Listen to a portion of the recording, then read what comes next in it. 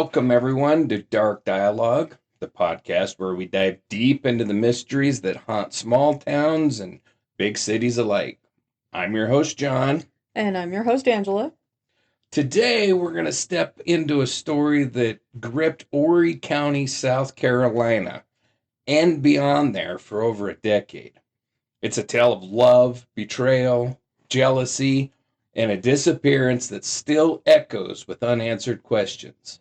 This is the story of Heather Elvis, a 20-year-old waitress who vanished into the night on December 18th, 2013, leaving behind a car, a family desperate for answers, and a case that's as chilling as it is confounding. Over the next several hours, we'll explore every angle: her life, her relationships, the investigation, the trials, and the lingering mystery of what happened at Peachtree Landing. So grab your headphones, settle in, and let's begin.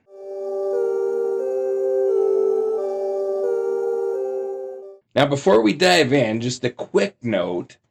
This episode is based on extensive research from court records, news reports, and public accounts up till March 25th, 2025. Heather's body has never been found, and while 2 people have been convicted in connection with her disappearance, they still maintain their innocence.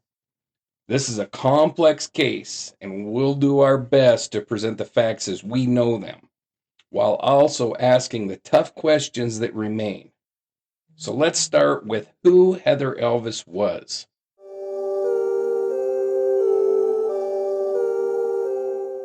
So Heather Rachel Elvis was born on June 30th, 1993 in Horry County, South Carolina, to Terry and Debbie Elvis.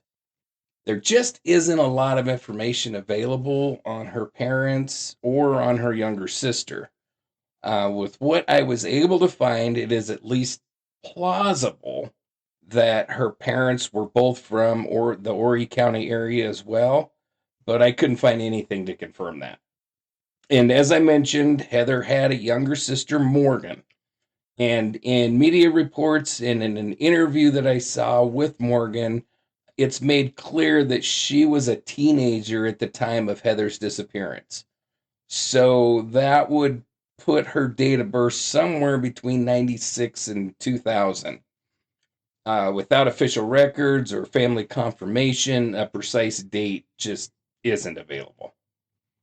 And as I mentioned, the family lived a relatively private life before Heather's disappearance, which thrust them into the public eye. Morgan's role in the narrative largely emerges through her connection to Heather and then the subsequent investigation and the trials. And she's been mentioned in different media reports as part of the family's efforts to seek answers, though she's not spoken extensively to the press herself. For instance, Terry Elvis has referenced both daughters in interviews, highlighting the emotional toll on the family, including Morgan, who was still young when the ordeal began. So, Angela, you did some digging on the location of Horry County and Myrtle Beach? I did. So, this case takes place in Myrtle Beach, which is located, as you said, in Horry County, South Carolina. Now, what I found by reading several web pages, it's actually spelled Horry, but it's pronounced Horry, as we've been pronouncing it, and was the name of Peter Horry, a Revolutionary War hero who never actually lived there, though he was born in South Carolina.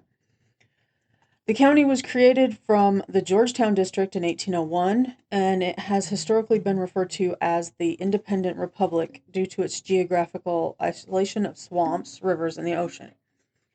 However, that isolation came to an end in 1887, when the arrival of the railroad, the construction boom in the 70s and 80s, is what transformed the county into the tourist destination that it is today.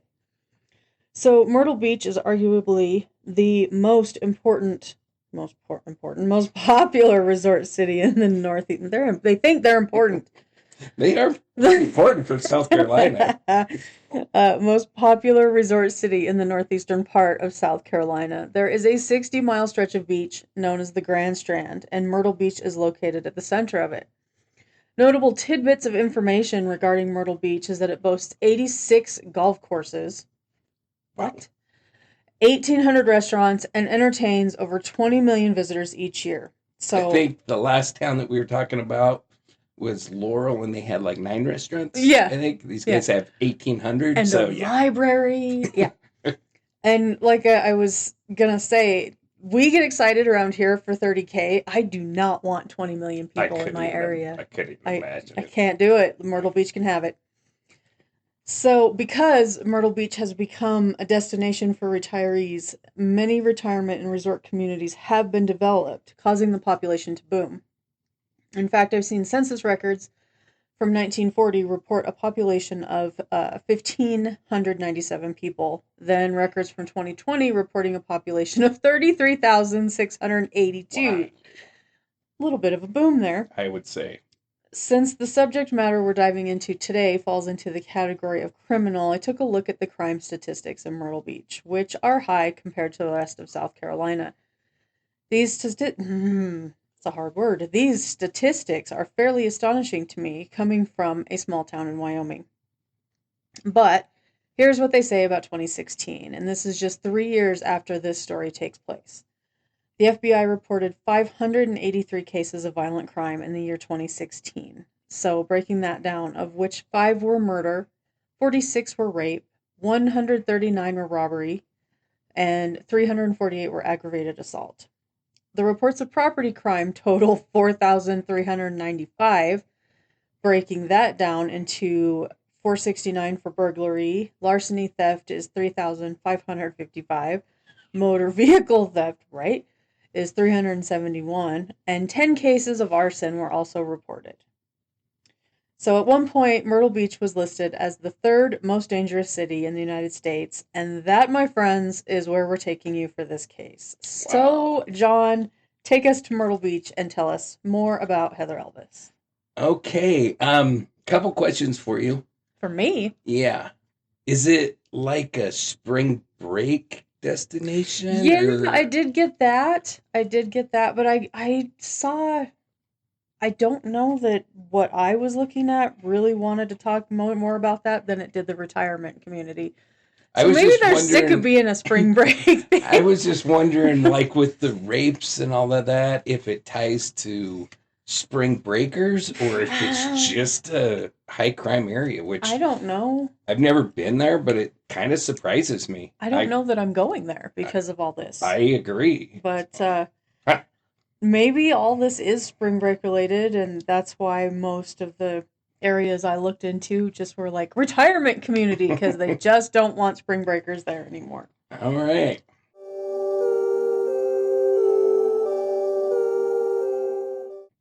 Well, back to Heather then. So now that we have a good idea of the area, we can jump back into this story. So Heather's father, Terry Elvis, and mother, Debbie, raised their daughters in this area. I couldn't find any specific details about their home life, such as their family's economic status, daily routines, or exact neighborhood that they lived in, although Terry, I think, is a mechanic. And sounds familiar. And so, they weren't like, high-powered lawyers people or something like that. They're just regular blue-collar people like you and I. And none of this is really documented in public records. Matter of fact, very little is. They, like I said, they were very private people, so there's just not a lot available before the murder. But what is known is that Heather was a typical young woman with aspirations and a social life that reflected her outgoing personality. She attended St. James High School in Morels Inlet, South Carolina, and that's about 30 miles, about a 30-minute drive from Myrtle Beach. And I keep saying this, but there just isn't a lot of public information about her school years, such as, her favorite subjects or any extracurricular activities, anything like that. I just couldn't find it. But is there that on anybody, really? You know, a lot of these cases, that is a big part of the case. Be it they were the homecoming queen, or they were a cheerleader, or something like that. And another case that I'm researching for next week talks about, you know, how brilliant she was and her academic drives and stuff Mm-hmm. like that. So I think that if it's a big part of their life or a big part of the case, It's out you there. can find that. But in this case, there just wasn't much available at all, There wouldn't be much available if we were talking about me. or me for that matter. Good thing we're not. So, by the time she reached her late teens, Heather was working at the Tilted Kilt in Myrtle Beach. And so, for those that don't know, the Tilted Kilt is not your average watering hole. It is a full on experience. Have you ever been to a Tilted Kilt? No, but I have seen many shows. Yep. Many shows. So, the Tilted Kilt was born in 2003 at the Rio Hotel and Casino in Las Vegas. And it was the brainchild of restaurateur Mark DiMartino and his crew. They set out to fuse the hearty spirit of an Irish Scottish pub with the rowdy energy of a stateside sports hangout. They really do have a good menu with fish and chips that make a Brit nod in approval. They have a shepherd's pie that warms the soul, and big arse burgers, so hefty that you'll need both hands and a game plan. And the Guy Fieri hunch. Mm-hmm. And you can wash it all down with one of their more than 24 beers that they have on tap: Guinness, Samuel Adams, or a local brew if you're feeling fancy. And they are served ice cold with a side of swagger. The real stars of the show are the Tilted Kilt girls. These aren't just your average servers. They're the life of the party, decked out in knee-high socks, short plaid kilts, and a grin that says, "Welcome to the funhouse." They're flipping the script on pub service, turning every order into a mini celebration. The guys on staff rock black kilts and tees, keeping the Celtic vibe alive while slinging drinks with equal gusto.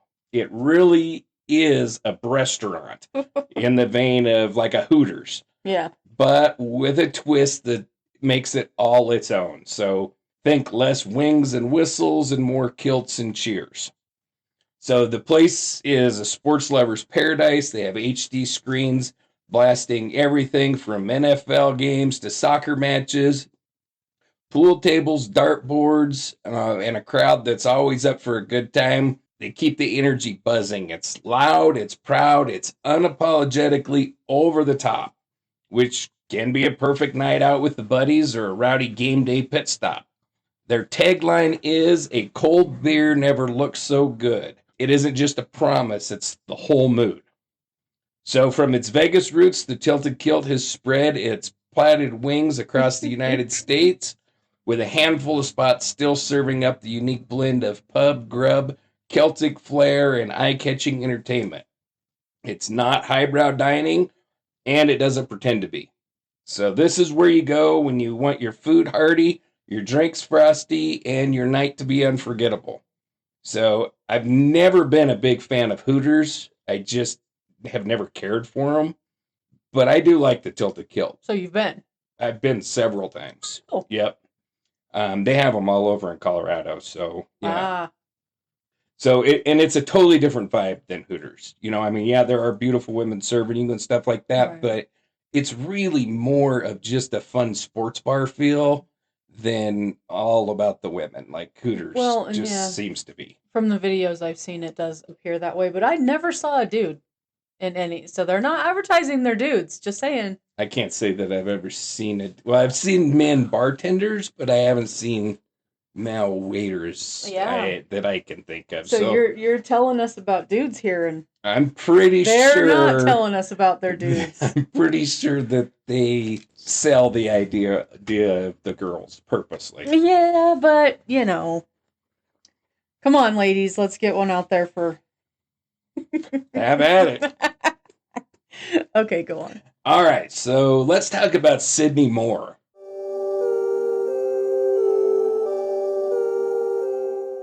So Sidney St. Clair Moore was born in 1975, though again, I couldn't find his exact date of birth. According to statements reported by WMBF News in 2014, he came from Summerville, South Carolina, and that's a town that's about 100 miles southwest of Myrtle Beach.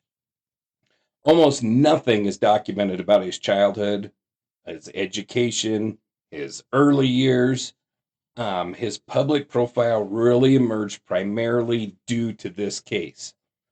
So by the time he entered the narrative surrounding Heather's disappearance, he was a 38-year-old married man living in Horry County with a family and a working class career as a restaurant equipment repairman. He's going places. Oh, yeah, he's headed to the top. Gotcha. And we'll find out exactly where him and his priorities rest a little bit later, but it's not on making money. I couldn't find exactly when Heather went to work at the Tilted Kilt, but I can make a good guess that it was sometime in 2012. And this job suggests that it was her first big step into adulthood. She moved out of her parents' house at that time, and so she was at least contributing to her own expenses. But it is pretty clear that her parents were still helping her out, as we as parents do with our kids about that age, until she could get on her feet and, do whatever she was going to do with her life. And her direction really was cosmetology. That's what she wanted to do, and she was really making strides in that direction. So this was just a stepping stone kind of a job. Her personal life included close friendships, notably with her roommate, Brianna Whirlman, with whom she shared that apartment in Carolina Forest she was living in at the time of her disappearance. So she was out on her own. She was starting to grow up. And as we all were doing at that age, it seems that she maintained a good relationship with her family. She kept in contact with them and kept them updated of any, big events in her life or anything like that. So I'm not sure exactly when her and Sydney met, but on June 12th, 2013, she posted on Twitter, "I got a taste for men who are older." So we can say that right around that time is when they kind of kicked this whole thing off. So it's the summer of 2013, and likely around the first part of June. Heather's 20, like we said, and working at the Tilted Kilt, and she meets Sidney Moore. He's 37. He's married. He's a father of 3. And like I said, he's a maintenance worker at the same restaurant. Didn't he have a company that he was maintenance, but he was hired by other restaurants? Yeah, so he had his own company, at least at one point, but I never could find if he was working on his own at this point or if he was working for somebody else. But that's what he did. So he would service multiple different restaurants. Yeah, it wasn't just this one. That's what I was understanding. So he wasn't there all the time. He was there. Okay. He would be there when they needed him to fix something. Gotcha. Or at least he was only supposed to be there when they needed him to fix something. So he's not your typical heartthrob. Friends describe him as scruffy with a ponytail, and pictures of him, he's not like the heartthrob that you would imagine a 37-year-old catching a 20-year-old's eye would be. Give him a break. He does not deserve a break. I'm kidding. So what I could find, it didn't seem like Heather was the one that started chasing Sydney, but the other way around. And I say that because her coworkers reported that he would just drop by randomly. Like I said, he wasn't there to fix anything. He wasn't supposed to be there, but he'd drop by and bring her coffee or bagels or donuts, even on his days off. At a restaurant where she works makes sense. Okay, got it. I'm on. So Sydney made it pretty clear that he was interested in Heather. And then at some point, it started to click between them. And there just isn't a lot known about that whole courtship, so we don't know how that all happened, but we do know that it happened at some point. I think you're giving it a little bit too much value calling it a courtship. Yeah, I think you're probably right. So, likely by the first part of June, they started having an affair. And it wasn't a secret to her coworkers. So, Brianna Colzer later said, "We all knew about it because people made fun of her, knowing that she was with a married man." Heather, though, she told her friends that Sidney was in an open marriage, that his wife, Tammy, even had a boyfriend of her own, and she believed Sidney might leave Tammy for her. Same old story. So, yeah, same story. But as the summer turned into fall, that dream completely unraveled. The affair seems to have been quite intense and passionate because her boss caught them on the security cameras having sex on the restaurant patio. So it's obvious that Sydney wasn't working very hard to keep the whole thing secret. True, true. And then the secret gets out. The secret. So by October 2013, Sydney's wife, Tammy Moore, finds out about the affair and all hell broke loose.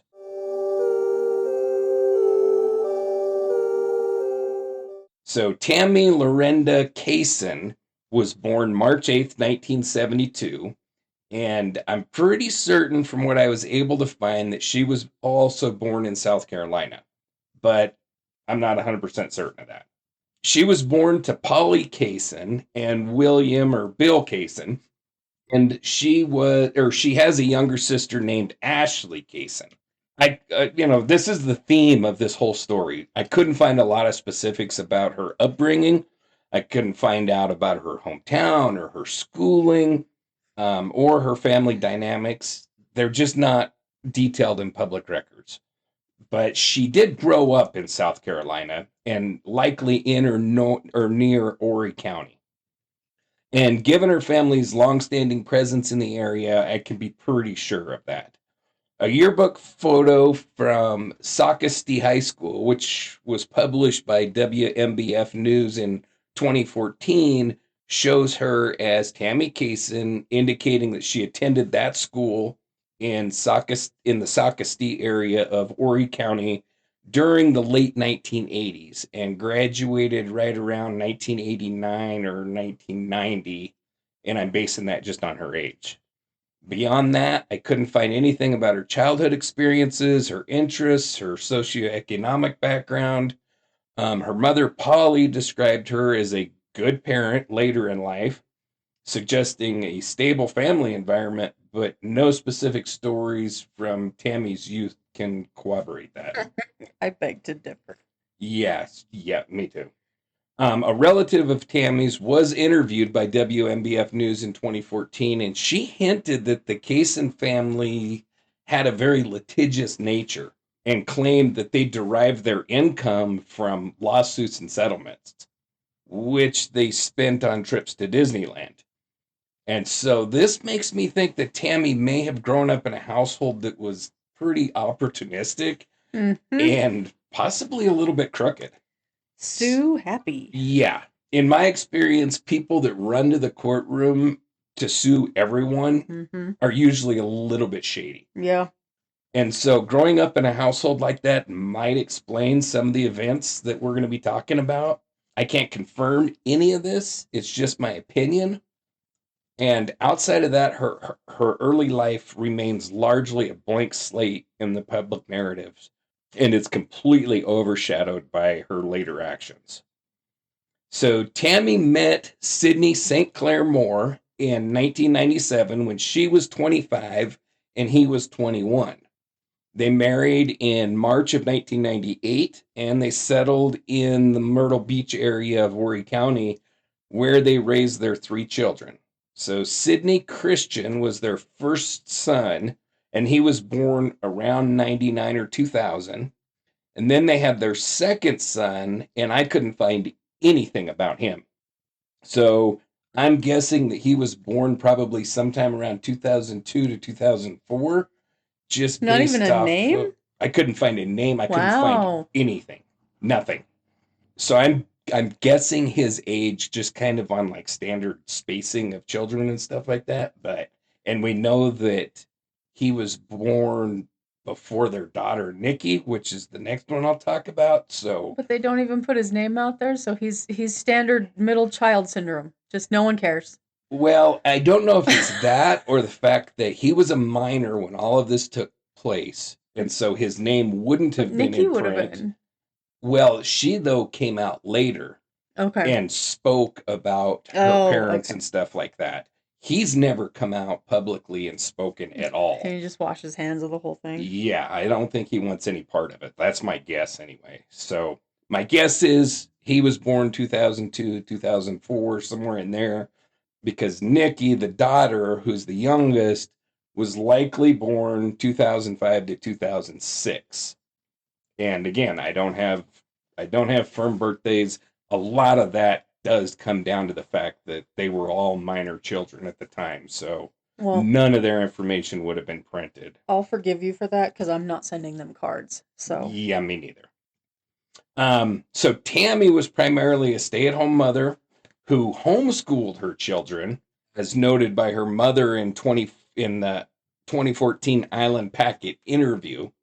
She homeschooled them, and this is jacked. So she homeschooled her kids primarily because they were pathological Disney fans, and I knew they that was couldn't coming. couldn't get away with taking their kids out of school for all of their trips to Disney.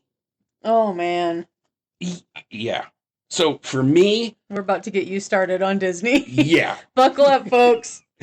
going to either Disney park is like entering the seventh circle of hell. It's reported that these psychos visited Disney parks multiple times over the years. I have never been to one, but I will not invite you. I promise. Oh my God, it's a nightmare. Although I might invite you, might be funnier. It is a nightmare.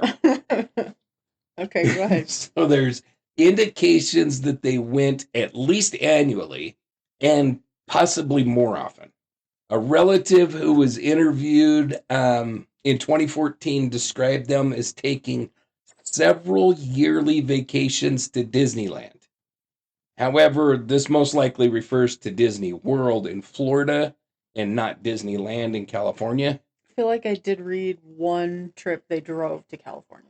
They did on their one big trip they Okay. went, but as far as taking multiple trips a year or whatever, I'm Disney sure that Mania was, was Florida? probably Florida, just because it's so much closer to Myrtle Beach. It's Right. only about 400 miles from there to Orlando, and it's like 2,500 miles to Anaheim, California. So most likely it was Orlando.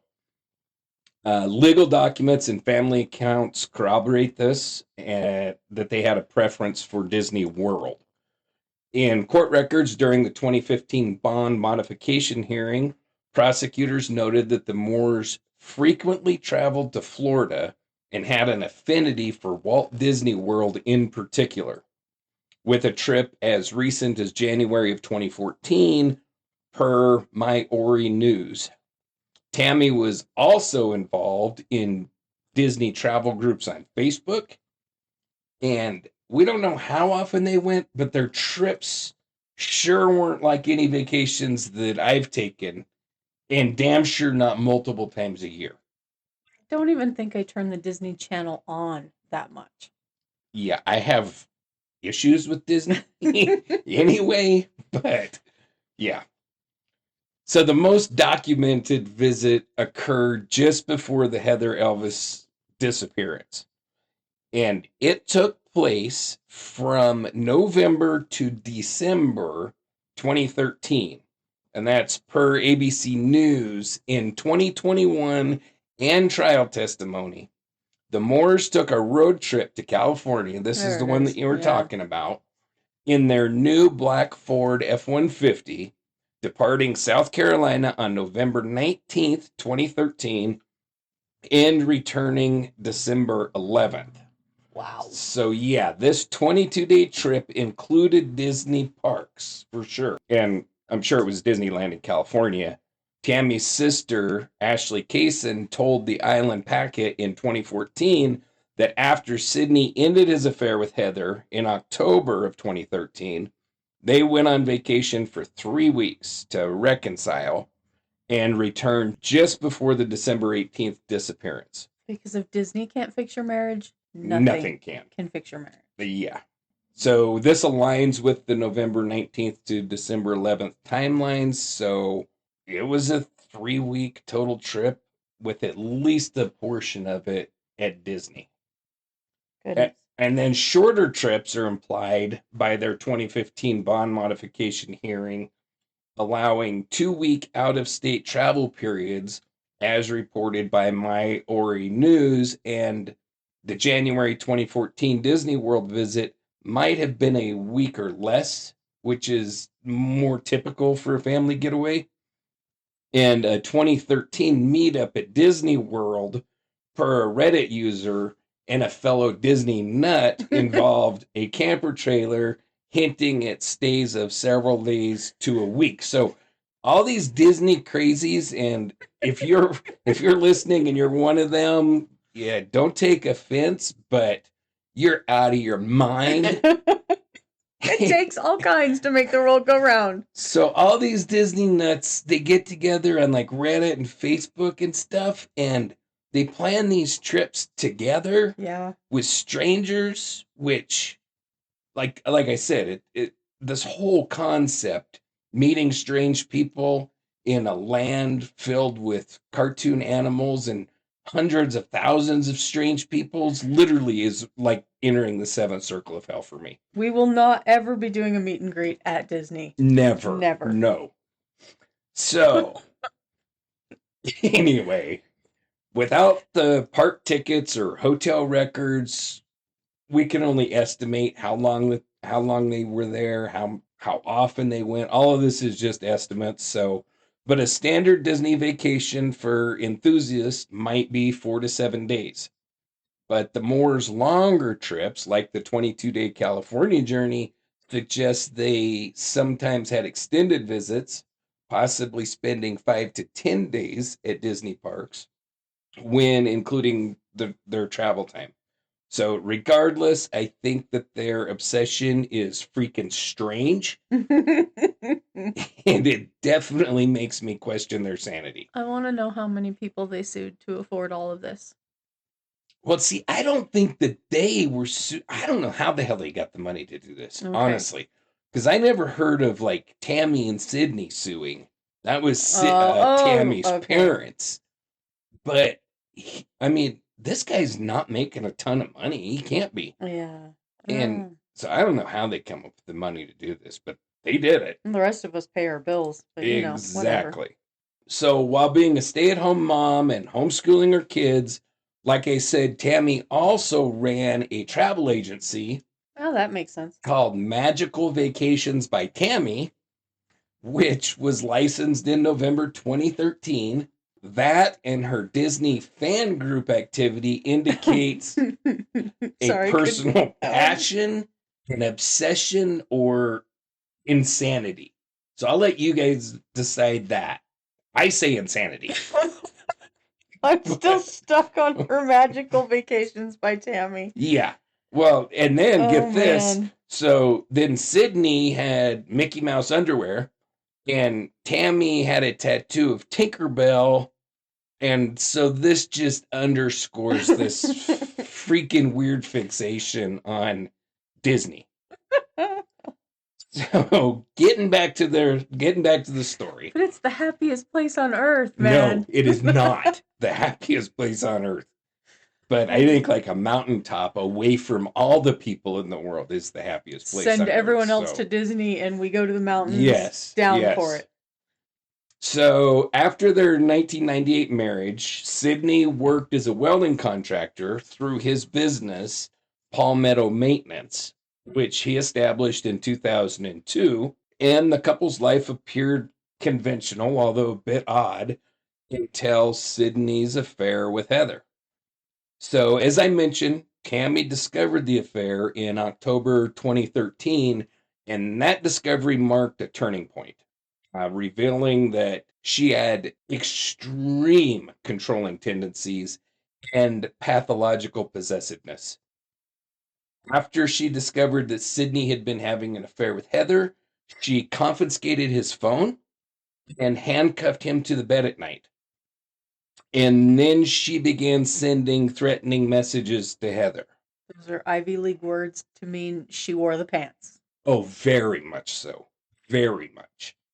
So Tammy, who was 41 at the time, was fiercely protective of her family.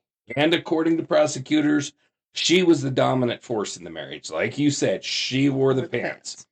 She didn't just confront Sidney, she went after Heather relentlessly. Phone records show that Tammy called Heather over 60 times in one day and sent threatening and taunting text messages with pictures of her and Sidney together. And she even tried to get Heather fired from the Tilted Kilt.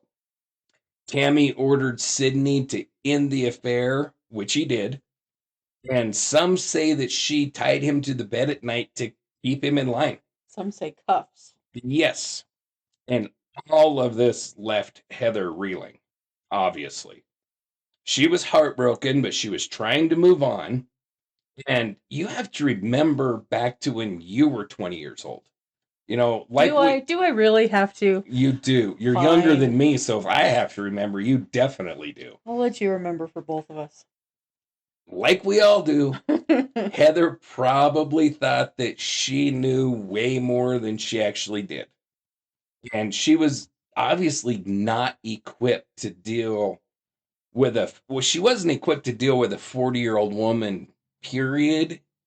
But she definitely wasn't equipped to deal with a 41-year-old psychopath. Mm-hmm. And that is exactly what Tammy was. She was out of her mind. I don't think I would be equipped to deal with this psycho. Outside her mind. Yeah. So one might say that she brought it on herself because she had an affair with a married man. But let's take a look at that, though. To begin with, Sidney told her that Tammy knew and that they had an open marriage and that Tammy already had her own boyfriend. So regardless of how you feel about the morality of that, it's reasonable to think that Heather believed that to be true. She was a 20-year-old kid. So I get that a 20-year-old is a legal adult, but they're a dumb kid. Yeah. And I don't say that to put 20-year-olds down because I was a complete and total moron. We are all, that's what At your 20s 20. are for. You're Exactly. dumb, you learn the lessons. Yep, and this is how you learn them. You make bad decisions, and then next time you say, yeah, well, your wife might have a boyfriend, but I'm not your girlfriend until you're not married. Mm-hmm. But when you're 20, you don't make those kind of decisions. So, making dumb decisions is just what you do when you're 20. Like I said, I know that I made my fair share of stupid decisions when I was 20. And so holding her to the same standard as a 37-year-old married father is beyond being unfair. She was barely an adult. Like I said, she wanted to believe everything he said. Absolutely. And like I said before, she just moved out of mom and dad's house. She was just getting out on her own. She was just barely an adult. Right. And she was still operating on a teenage brain. I mean, she's not legal to drink yet. Right.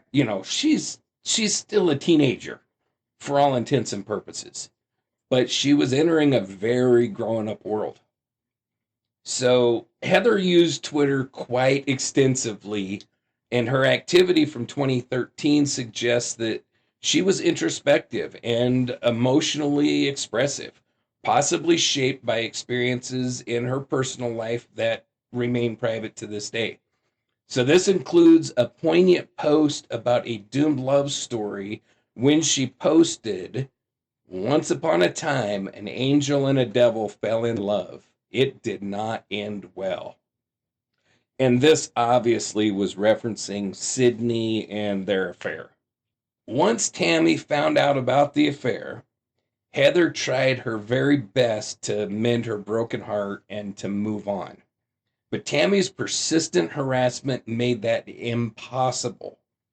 So as I've mentioned before, she called and she texted Heather relentlessly.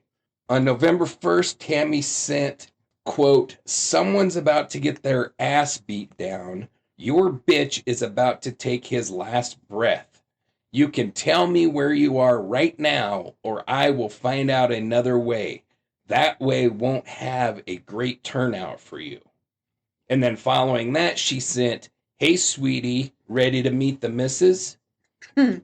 Tammy also used Sydney's phone to send Heather messages, such as when she sent, "What do you want to talk about?" And Heather replied, "I think you're a little obsessed with me." In addition to being harassing, the text messages are sometimes very confusing. I'm damn near 50 and I'm confused by some of these. So I can't even imagine how confusing they had to be for 20-year-old Heather. And the time she was spent away from her Disney people. Yes. So on November 11th, 2013, and again from Sydney's phone, Tammy sent, "She doesn't care about you. It's fine. She has a boyfriend. She was just mad at me for lying." To which Heather responded, "Then why does this have to end if she's got a boyfriend? Stop being such a pushover and letting her control you." So why the hell did crazy Tammy send that? It just baffles the hell out of me. It's like she's trying to keep the relationship going so that she can continue this. I don't know. It's weird as hell to me. So she's pretending to be Heather at some points and encourage her to continue the relationship. And then at other times, she's threatening her and threatening to kill her husband or whatever. I don't know exactly what she was saying when she says your bitch is about to take his last breath, but I would take that as she's threatening to kill her husband. Sydney, yeah. If they don't get away from each other. So I don't know. It's just, I think she's just nuts. And the relentless harassment didn't stop at texting. Tammy also sent Heather pictures and videos of herself and Sydney engaged in sexual acts, accompanied by texts. And I couldn't find any of the specific wording of these texts, but they were described as very graphic and intended to torment Heather. Which I'm sure they managed. Oh, yes. So witnesses said that Tammy sent dozens of messages described as threatening and disparaging. She called Heather names and warned her to stay away from Sydney. And one specific threat that was referenced in court was Tammy telling Heather to back off or face the consequences, though, again, the exact wording varies slightly across the different reports that I found. Although it was never confirmed, it is likely that at some point in the midst of all this craziness, Heather found out that she was pregnant. And I say that because her boss reported that she started to gain weight and she had to trade in her current uniform for one with a larger kilt and bra. And she said that during that time, Heather went from an A cup to a C cup. So she asked Heather, "Is it possible that you could be pregnant?" Heather said yes. And then Heather took a pregnancy test at the restaurant, which was either positive or inconclusive. Is what I heard. Yeah. While we may never know if she was actually pregnant, the thought that she was sure seems to play into the rest of the story, as we're going to find out. Now, did you know, and do we find out in the rest of the story, that she did take another one because they found a box in her apartment, but the test wasn't there? Yes. Okay. Yes. Foreshadowing. Sorry. That's quite all right. So despite, or maybe even because of all of the chaos with Tammy, Heather attempted to move on with her life and to put Sydney and Tammy Moore behind her forever. So on the evening of December 17th, 2013, she went out on a date with a boy named Stephen Schiraldi. And Schiraldi was an acquaintance from Heather's past. They'd known each other from their time at St. James High School in Morels Inlet, South Carolina, and that's where Heather had graduated in 2011. And so this December date was their first known romantic outing since her breakup with Sydney in October. So descriptions of the date sound like they had a great time together. During the date, they went to a parking lot so that Heather could learn to drive a stick shift. And she had Stephen take a picture of her driving, which she jokingly sent to her dad, Terry, with a message along with the line saying, "Bet you never thought I'd learn to drive a stick shift." And in the photo, you could see Heather grinning ear to ear, indicating that she was having a great time on her date. And although Terry had no way of knowing at the time, this photo and the short message would be the last time that he'd hear from his darling daughter. Schiraldi dropped Heather off at her apartment in Carolina Forest around 1:15 a.m. on December the 18th. And that's according to his statements to police as reported by Terry Elvis in a later interview that he gave, and it's corroborated by trial records. And he claims the date ended uneventfully. He walked her to the door and left her at the doorstep. And so Schiraldi's role in this narrative ends with that drop off. Obviously, he was initially a person of interest, maybe even a suspect. He was the last one to see her alive, so police interviewed him as part of their tracing of Heather's last movements, and he maintained that he had no further contact with her after 1:15, and there's absolutely no evidence that he was involved in her disappearance. And suspicion quickly shifted to Sydney and Tammy Moore for obvious reasons and reasons that will even become more obvious. So now, after returning home, Heather's actions took a turn that has fueled speculation and investigation. So around 1:35, so she's dropped off, like I said, around 1:15, and at around 1:35, Heather gets a call from a payphone. And we know this because of her phone records. The call came from a payphone that was near Sydney's house, and it lasted for 3 minutes. After that call, she called the payphone back 9 times. 9 times. Like frantically over the next 35 minutes, like she was desperate to reach somebody. And then at 1:44... But she didn't know it was a payphone. She just knew it was a different number than his. Yes, okay. And then at 1:44, her roommate Brianna got a call from Heather. And she reported that Heather was crying hysterically, saying, "Sydney called me." And Brianna was stunned because she thought that Heather was done with him. And Heather explained that the call had been, like we said, from an unknown number. It didn't come from Sydney's usual phone. And that explains why she answered it. And she said that Sydney wanted to see her, and she was trying to figure out what to do. And so Brianna advised her not to act rashly, to sleep on it before making any decisions. And so by the time the call ended, Brianna didn't expect for Heather to leave to go see Sydney. And she also didn't expect that the phone call would be the last time that anyone would ever hear from Heather. She also told Brianna on that call that Sydney had told her that he had left Tammy. Of course he told her that. And so Heather's cell phone records later show that she made her final call to Sydney at 3:41 a.m. And that pinged near Peachtree Landing on the Waccamaw River, which was about 8 miles from her apartment.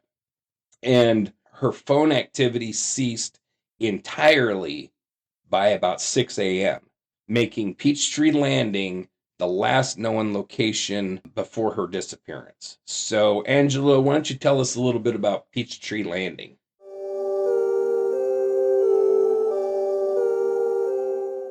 So, Peachtree Landing is a small but remote boat Boat ramp. Let's try that again. Peachtree Landing is a small, remote boat ramp located in, pronounce that for me. Socastee. Thank you. Socastee, a community within Horry County, South Carolina, near Myrtle Beach, and again, 8 miles from Heather's apartment. It sits along the western bank of the Waccamaw River, which is a slow-moving, tea-colored waterway stained by tannins from the surrounding cypress swamps. The landing is accessible via Peachtree Road, a narrow, winding street off Highway 544. The road dead ends at the river, making the landing a secluded spot with no through traffic. Surrounded by dense woods and marshy terrain typical of the Low Country region. So during the summer tourist months, the landing might see a bit more activity, but in the middle of winter and in the early morning hours, it would be completely deserted. The landing itself is a modest access point rather than a major hub. So the river here is bordered by thick vegetation, including live oaks draped with Spanish moss, cypress trees, and underbrush, creating a natural barrier that limits visibility and access from the water or land. The surrounding area is sparsely populated with a mix of residential homes farther back along Peachtree Road, and undeveloped tracts closer to the landing enhance the isolated feel. It was designed for small boats and fishing, and it features a single-lane concrete boat ramp sloping into the river, wide enough for a vehicle or a trailer to back down, but not heavily trafficked like larger marinas. Adjacent to the ramp is a small gravel or dirt parking area, sufficient for a handful of cars or trucks. There's no formal dock or pier, just the ramp and a narrow strip of riverbank, often muddy or overgrown depending on the season or tide. It is just a place to launch a boat into the river. There are no restrooms, benches, or lighting. It's just basic, no-frills, public access point. The river at the landing is relatively shallow near the bank, but deepens further out, with currents that can carry debris and objects downstream towards Winyah Bay, about 30 miles south.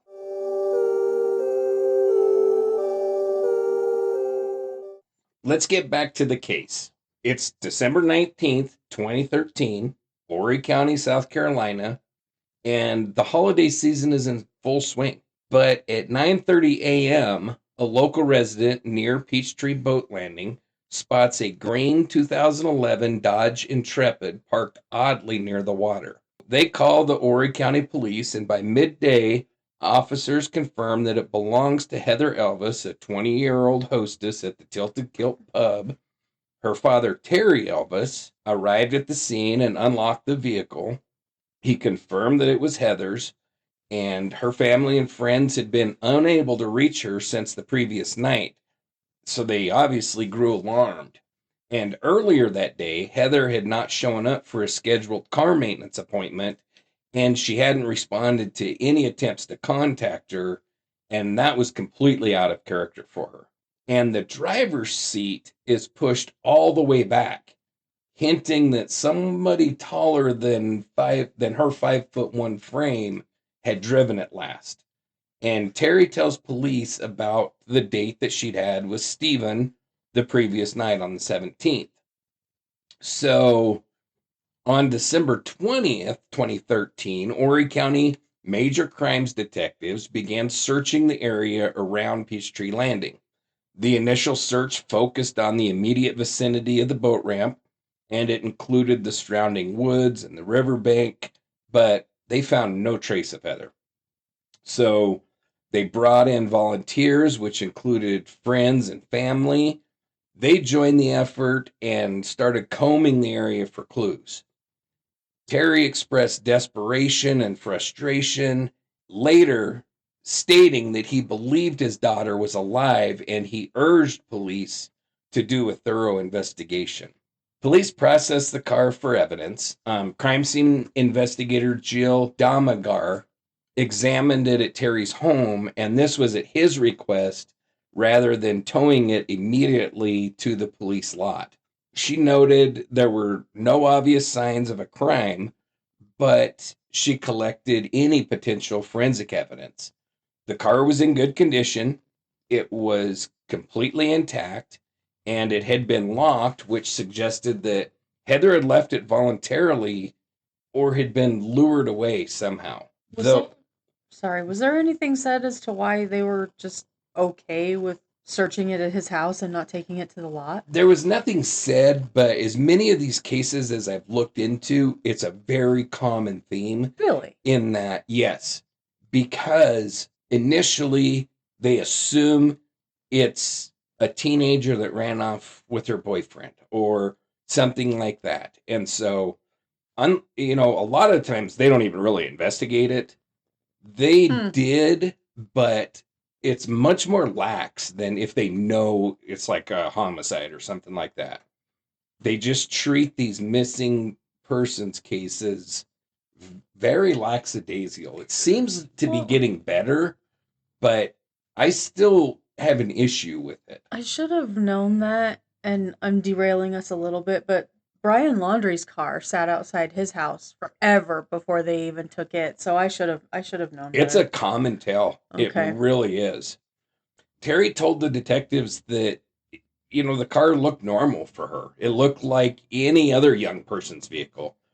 It wasn't spotless. I mean, it belonged to essentially a teenager. She was 20 years old, but there was some trash, receipts, and that kind of stuff scattered around. But he said that was the way that it always looked. So there was nothing that appeared alarming at all about the car. Investigators also obtained Heather's phone records, and they revealed the payphone calls and the 341 ping near Peachtree Landing, which aligned with the car's location. And this led them to question Sydney Moore, whom they by now knew that Heather had been involved with. So on December 21st, the Elvis family created the Find Heather Elvis Facebook page. And they did that to spread awareness, and it quickly gained thousands of followers. So by December 22nd, the First Baptist Church of Myrtle Beach held a prayer vigil for Heather's safe return, and a reward for information was offered. That started at $1,000, and it quickly rose to $10,000 by the 23rd of December. And volunteer searches continued around the entire area, with the CUE, the Center for Missing Persons, joining on December 27th. Then the reward reached $20,000.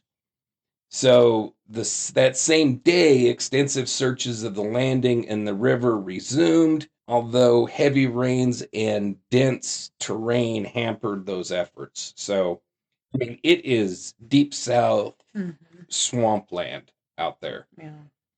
And then on December 28th, human remains were actually found near Tidewater Road, which was several miles from the landing, by one of the volunteer searchers. And that briefly raised hopes, but those remains were later identified as belonging to a male and completely unrelated to Heather's case. But good for his family. Exactly. Yep. And then the following day, December 29th, executive helicopters aided in aerial searches. And then by January 6th, national media outlets like the Nancy Grace Show and Dateline were covering the story that helped to amplify the attention. And so, kind of jumping back for a second, a lot of times with these missing, especially missing like teenage or young adult cases, they don't take them serious for a long time. They did this one. I mean, they dove right in and they had extensive searches immediately. Right. And so that definitely wasn't a case with Heather as to why it wasn't solved, because they did jump right into it. So the finding of Heather's car at Peachtree Landing became the cornerstone of the investigation. It established a physical link to her last known whereabouts. The locked, undamaged state of the vehicle, combined with the phone records and the later surveillance evidence, suggested a planned encounter rather than some random incident. And like I said, despite extensive searches, which included later dives by the Coastal Carolina University rescue divers down the riverbed, never a trace of Heather was found near the landing or anywhere else. Wow. The car's discovery remains a haunting symbol of the unresolved case. There's annual vigils there, dubbed the Night of Help, HELPP, which stands for hope, encouragement, love, purpose, and perseverance.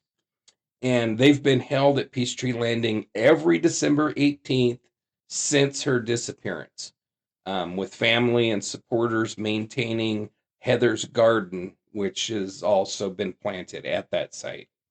Now, while the search was going on, Horry County police detectives contacted Sidney Moore for his initial interview. And the exact time isn't publicly specified, but it occurred after police had reviewed Heather's phone records, but before they had obtained any of the surveillance footage with which they got later that same day that her car was found. So the interaction took place at the Moore residence, which was a mobile home on Bay Road in Myrtle Beach, approximately 10 miles from Peachtree Landing. And detectives approached Sidney informally, seeking to establish his whereabouts and connection to Heather's disappearance without immediately treating him as a suspect. So Sidney, again, is a tall, stocky man with short, dark hair, and he met with officers outside as Tammy and their 3 children were also present in the house. And so the tone of the conversation was described as cooperative but guarded. Detectives asked Sidney about his relationship with Heather, his activities on the night of December 17th and into the morning hours of the 18th. And according to court testimony from the 2018-2019 trials, the following is how this first interview transpired.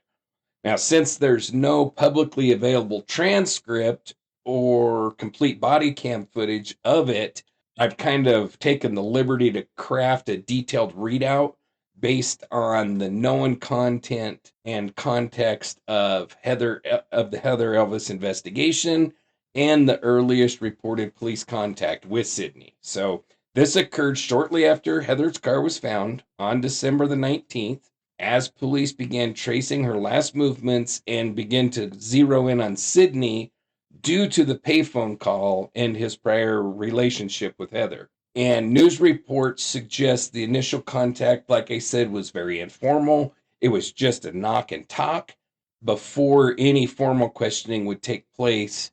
And that would happen on December 20th later at the station. So I'll set the scene. It's December the 19th, 2013. We're at the Moore residence on Highway 814 in Socastee, South Carolina. And Angela, can you play the detective? Sure. Down for a skit. Let's go. All righty. So they knock on the door. Sidney says, "Yeah, can I help you?" What's going on, man? What's your name, man? Sidney. We're investigating a missing person case. Heather Elvis. What's your relationship with her? There is no relationship. Was there a previous relationship? There was a relationship. At any point, did you go down around the Peachtree Landing area? No. We need to find her. Okay, that's fine. Hey, I want you to find her. That's Any idea where she could be? no idea. All right, I appreciate it. Not a problem. Something's not adding up. So it's obvious as the detectives turn to walk away, they know something's wrong. Like I said, I couldn't find the full body cam footage of this interaction, but during it, we do know that Sidney admitted to meeting Heather in the summer of 2013 while working maintenance at the Tilted Kilt. And she was the hostess there. And he confirmed that they had a brief romantic affair that ended in October 2013 after Tammy found out and confronted the both of them. Now, he claimed that the relationship was over and that they'd had minimal contact with Heather since then. And Sidney initially denied any involvement in Heather's disappearance, and he told police that he was at home with Tammy and their children that night and had not seen or spoken to Heather. As a matter of fact, he told the cops that he was handcuffed to the bed that night as Well, punishment. So, and when pressed about the payphone call at 1:35, he denied making it, suggesting that somebody else might have used the payphone. to be a fly on the wall when he told the detectives he was handcuffed as a punishment. Yeah, Please, can I see that? yeah. Detective asked about Peachtree Landing, and Sydney denied being there that night or having any reason to go. And, as you could see from that readout, his responses were short and evasive. He avoided mentioning any specifics that could tie him to the timeline of Heather's last known movements. And the officers noted his demeanor as calm but defensive and found his denial of the payphone call inconsistent with the evidence that they knew contradicted his story. So during this interaction, the detectives did not have the full scope of evidence that would later emerge, such as the surveillance footage. However, they observed Sidney's reluctance to elaborate and his quick dismissal of the payphone connection, which raised suspicions.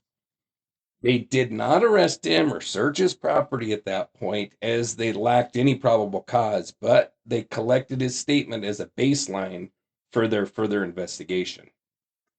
And then, after leaving the Moore residence, police expanded their efforts that same day, and by the afternoon of December 20th, they had obtained surveillance footage from a Walmart on Seaboard Street in Myrtle Beach, showing Sydney purchasing a pregnancy test around 1 o'clock a.m. on December the 18th, roughly 35 minutes before the payphone call to Heather. And additional footage from a Kangaroo gas station on Highway 501 captured him at that payphone at 1:35 a.m., directly contradicting his initial denial. And this evidence, uncovered hours after the first interviewed, transformed Sydney from a person of interest into the primary focus of the investigation.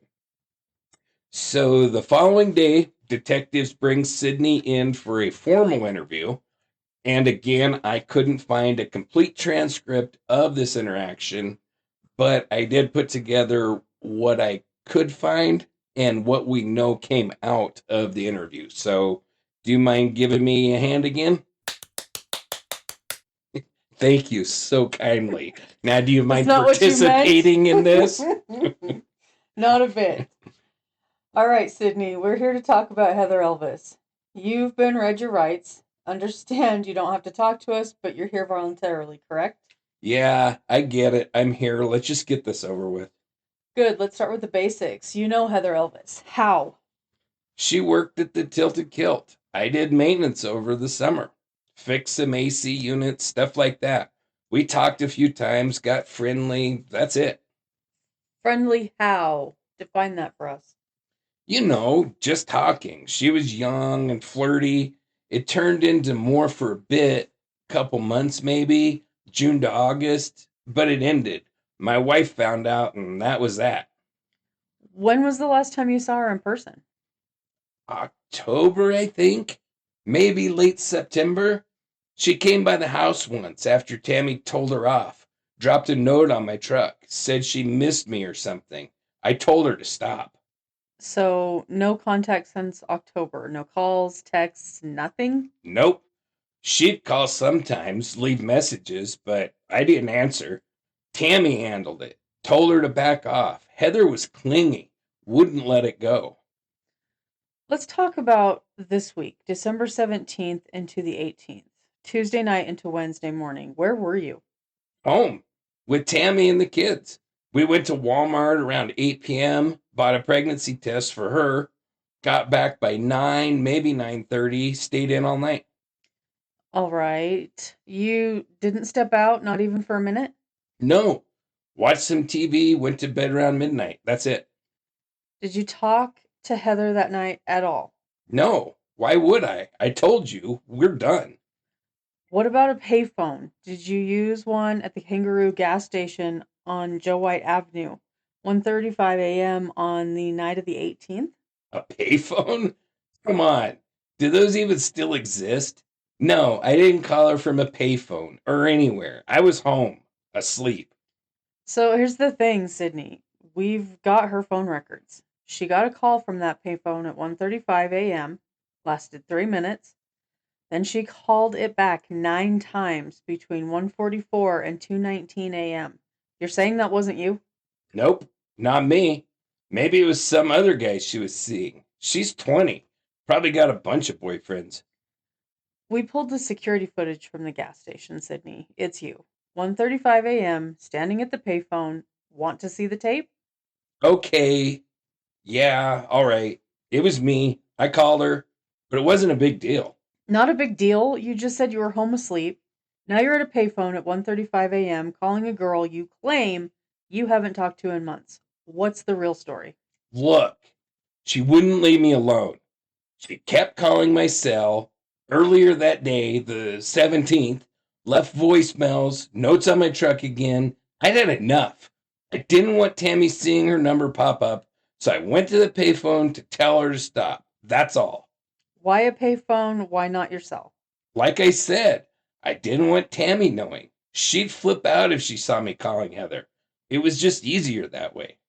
What'd you say to her? 3 minutes is a long time to say stop calling. I told her to leave me alone. I said, Heather, it's over. I'm with my family. Stop calling. Stop leaving notes. She got upset, started arguing, saying she missed me. I hung up after a couple minutes. She called back 9 times. 9. What did she say? I didn't answer. I left after the first call, didn't stick around. She probably was mad, trying to get me back on the line. I don't know. Where did you go after the gas station? Home, straight back. Got there around 2 a.m., went to bed. Did Tammy know you left? No, she was asleep. I didn't wake her. Didn't want to fight. Let's talk about your truck. Black Ford F-150, right? We've got footage from private cameras along Highway 814. 3:36 a.m. and 3:39 a.m. It's heading towards Peachtree Landing. 3:44 5 a.m. and 3:46 a.m. it's coming back. That's 3 miles from your house, Sydney, right where Heather's car turns up. Explain that. That's not me. I was home by 2. I didn't go anywhere near Peachtree Landing. You've got the wrong truck. There's tons of F-150s around here. Timing's tight, Sydney. Her last call's at 3:41 a.m. Then her phone's dead. Your truck's on the move right then. You sure you didn't meet her? I didn't meet her. I called her, told her to stop, went home. That's it. I don't know how her car got there. Maybe she drove it out there herself. Met somebody else. She drove out there. Her roommate says Heather called her at 2:30 a.m., upset, saying you told her you'd left Tammy and wanted to be with her. That sounds like leave me alone to you? She's lying. Or Heather lied to her. I never said that. I wouldn't say that. I told Heather it was over. Maybe she twisted it. I don't know. She was emotional, always making stuff up. So you're saying Heather's roommate made it up. Heather made it up. But you're the one on tape at the payphone, and your truck's near the landing where she vanishes. That's a lot of coincidences. I don't know what happened to her. I called her, yeah, but I didn't see her. I didn't go to Peachtree. You're trying to pin this on me. I've got a family, a life. I didn't do anything. All right, Sydney, let's take a break. We'll check your story, Walmart receipts, Tammy's take, that footage. If you're holding anything back, now's the time to say it. Heather's missing, and we're not stopping till we find her. I've told you everything. I'm done here. So, as we can see, when confronted with the surveillance footage, Sidney conveniently revises his story. He A little admit, backpedaling. yeah. So he admitted to making the payphone call to Heather at 1:35. He said he called to tell her to stop contacting him, and he insisted it was brief, one-sided conversation to end things once and for all. He maintained that he returned home after the call and had no further contact with her, denying any involvement in her disappearance or his presence at Peachtree Landing. This admission aligned with the phone records showing Heather's calling the payphone back 9 times between 3:06 and 3:41 a.m., though Sidney claimed he didn't answer those calls and that he was already home in bed. And claiming Tammy didn't know, Yeah, but she handcuffs him to the bed. exactly. Houdini. Yeah. Okay. So police obviously find this explanation dubious, to say the least, Right. especially given that pregnancy test purchase and the timing of Mm-hmm. Heather's phone pinging near the landing. But they lacked any physical evidence tying him directly to the scene at the stage. But a little input here just from my personal experience. I've been married, I have 4 children, and if my ex-wife had come to me when we were married and said, "Hon, I think I'm pregnant," I ain't going to the store at 1 o'clock in the damn morning for a pregnancy test. I was just about to touch on that. He's already a father of 3. This isn't life-altering news or anything. Right. It's like one more It kid to can the. wait till morning. It's one more player on the team. I mean, there ain't no parent of 3 kids that's married, happily married to his Disney-loving wife, that's going to Walmart at one Right. something in the morning for a pregnancy test for his wife. It just Now, ain't happening. on a female side, in my 20s, uh, sorry, mom, if you hear this, there were several pregnancy scares, but I still didn't go get a test at 1 in the morning. No, No. but Heather, I could see that. 20-year-old girl scared to death that she's pregnant with her married boyfriend's baby. If it was her at Walmart at 1 o'clock in the morning, I could at least understand that. Yeah, to a But point. a married father at 1 o'clock in the morning getting a test for his wife? No. No, it's not I don't buy happening. it. It's not happening. So these initial interactions on December 20th and 21st of 2013 were pivotal for several reasons. One, they established Sidney's connection to Heather and introduced inconsistencies in his story, particularly in his initial denial of the payphone call. Or that payphones exist. Yeah. And that's something that you'll see cops do in investigations time and time and time again. They don't care what you say. Mm-hmm. They just want to get you on record saying something so that when you change your story down the road, they have it and they can prove you lied to them. So that's exactly what this is all about.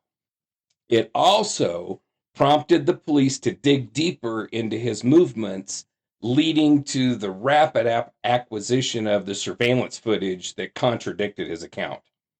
And it set a pattern of shifting statements from Sidney as he adjusted his narrative when he was faced with evidence that contradicted his story. And that's a behavior that persisted throughout the entire investigation. Kind of tarnished Sidney's honesty lever there. And it's the same story in all these cases. It's just like the last one that we covered with Diego Hernandez, who, he didn't have anything to do with Lori, and then all of a sudden they were so much in love, long lost lovers. Yes. And yeah, these initial encounters did not immediately lead to an arrest, but they marked the beginning of their focus on Sidney and Tammy Moore, and then subsequent interviews and searches of their property, which started February 3rd of 2014, and an analysis of additional evidence like the Ford F-150 seen near the landing. And they even brought in an expert on headlights, which I found fascinating, and headlight spread. He was able to say that the headlight spread of the vehicle captured in the video perfectly matched the headlight spread of Sidney's Ford truck. So Sidney's guarded responses and the quick unraveling of his alibi during his first interaction planted the seeds of suspicion that he and Tammy were involved in whatever had happened to Heather after the fateful phone call. Right. So the investigation snowballs through January. Divers search the Waccamaw River and they find nothing. Volunteers continue to scour the woods, nothing. The Find Heather Elvis Facebook page explodes with support, while Sidney and Tammy post online calling Heather a stalker. I mean, It was disgusting, the stuff that they were posting about her after she They were disappeared. blaming her dad. Oh, yeah. I mean, they just attacked. They're disgusting human They're beings, just no doubt about slinging it. mud wherever they can. Yep. And then on January 31st, Tammy comes to the station voluntarily to follow up on harassment complaints that she'd filed. And Detective Carmen Rodriguez takes her into an interview room, and here's a readout of that tense exchange based on what's been reported. So, Angela, I'm going to ask for your help again. Okay. Will you be Carmen Rodriguez, Detective Carmen Rodriguez, and I'll try to be Tammy? You don't love Disney enough to be Tammy. This is true. Try. I'll do my best. Okay, let's do it. Tammy, thanks for coming in. Let's talk about December 17th and 18th. Where were you that night? I was home with Sydney and the kids. We'd gone to Walmart earlier, bought a pregnancy test around 8 p.m. After that, we didn't go anywhere. I was asleep by midnight. Did you know Sydney called Heather Elvis at 1:35 a.m. from a payphone? No, he didn't tell me that. But if he did, it's because she wouldn't leave us alone. She was obsessed with him, calling, texting, leaving notes. I'd already told her to back off months ago. So you're saying you didn't know about the call and you didn't leave the house after midnight? That's right. We were home. I don't know what happened to her, and I don't care. She's not my problem. So Tammy's defiant, but her timeline's vague. She can't account for every hour, and Sydney's payphone admission contradicts her claim of ignorance. So police note her hostility, her history of sending Heather over 60 messages in one day in Jeez. October. That looms large, and they're building a picture of motive and opportunity. By February, the evidence mounts. The payphone call, the truck footage, and Sydney's backtracking.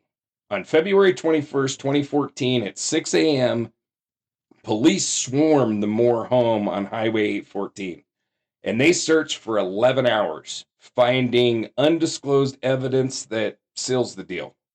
That afternoon, Sydney and Tammy are arrested, initially for obstruction and indecent exposure, which was tied to the December 17th and 18th incidents. And Sydney's rattled, but he doubles down. Meanwhile, Tammy's booked too, and her post arrest demeanor is icy. So, in a brief exchange, which is reported later, she tells a detective, "You've got nothing on me. I was home." But by the next day, February 22nd, both are charged with kidnapping. And then on February 24th, murder charges drop, alleging that they killed Heather at Peachtree Landing with malice and forethought. Chief Sandra Rhodes says evidence from the search backs that up, though Heather's body remains missing. As February ends, Sydney and Tammy sit in jail and they're held without bond. The interviews paint a picture of denial and deflection, but the timeline, the phone calls, the truck sightings, Heather's car, everything tightens around them. What happened at Peachtree Landing? Did Sydney lure Heather there? Was Tammy a part of it? It's February 24th, 2014, when Sydney and Tammy Moore are hit with the murder and kidnapping charges, just days after their initial arrest for obstruction. The Horry County Police allege that they lured Heather to Peachtree Landing and killed her and disposed of her body, which is still missing. But the road to the trial is a slow one. Pretrial hearings pile up, motions to suppress evidence, gag orders, and community is buzzing with tension. The Find Heather Elvis Facebook page swells to over 50,000 followers, while the Moore supporters claim that they're scapegoats. So it's not until 2016 Wow. that the first major trial begins. So 2.5, 3 years after. That's about right. So on June 20th, 2016, in Horry County Courthouse, Sydney Moore, who's now 41, faces trial for kidnapping Heather Elvis. The murder charge is held back at that time. Prosecutors want to test the waters with the kidnapping first. Judge R. Markley Dennis presides, and solicitor Jimmy Richardson leads the state's case. Sidney's defense? Well, attorney Kirk Tuslow argues that there's no body, there's no crime scene, there's just circumstantial dots that don't connect. The courtroom is packed. Heather's family is in the front row, and Tammy was watching from jail as she was awaiting her turn. So on day one, Richardson opens with a bombshell, and that is, this is a case about obsession, revenge, and a plan executed in the dead of night. He lays out the timeline, December 17th to 18th, 2013, Heather's date with Stephen Schiraldi, the 1:35 a.m. phone call from Sydney, her 9 calls back, and her car at Peachtree Landing by morning. And the State Star exhibit, that grainy kangaroo gas station footage that showed Sydney at the payphone. And they play it for the jury. Black and white, time-stamped 1:35 a.m. There's Sydney in a hoodie with his head down.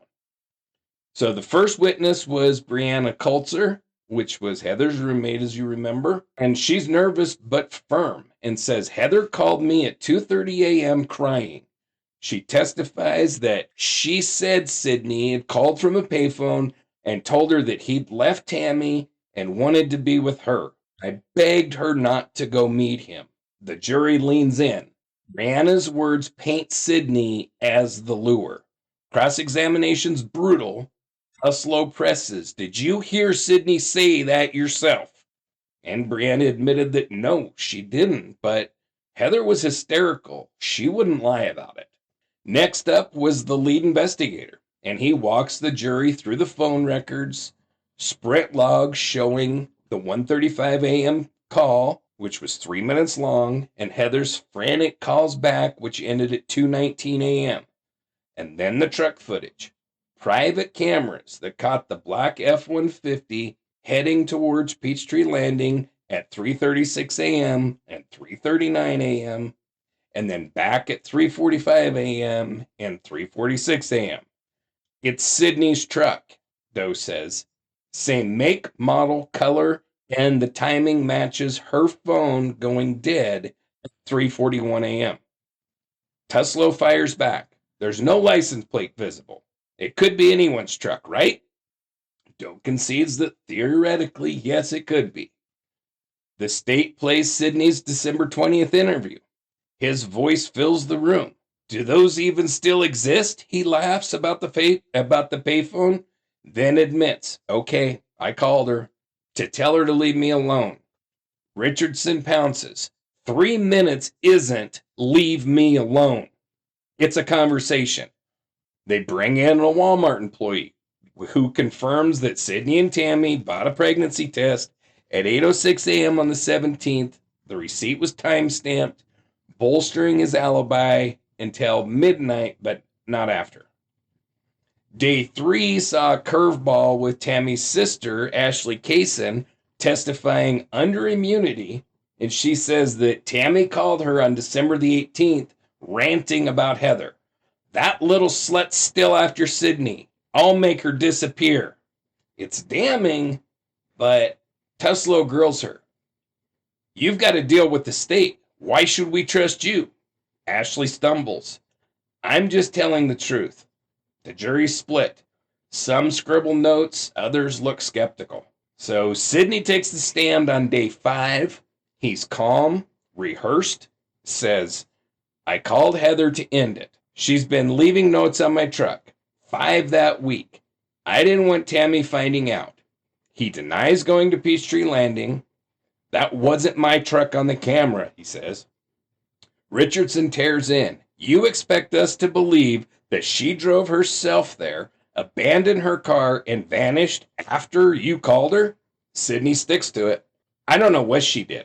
Then June 29th, 2016, after 8 days, the jury deliberates. 16 hours over 2 days. The verdict is guilty of kidnapping. Sydney's face drops. Heather's mom, Debbie, sobs quietly.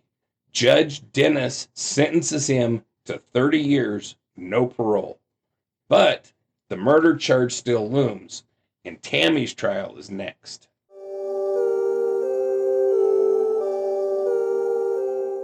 Before her big trial, Tammy faces a sideshow.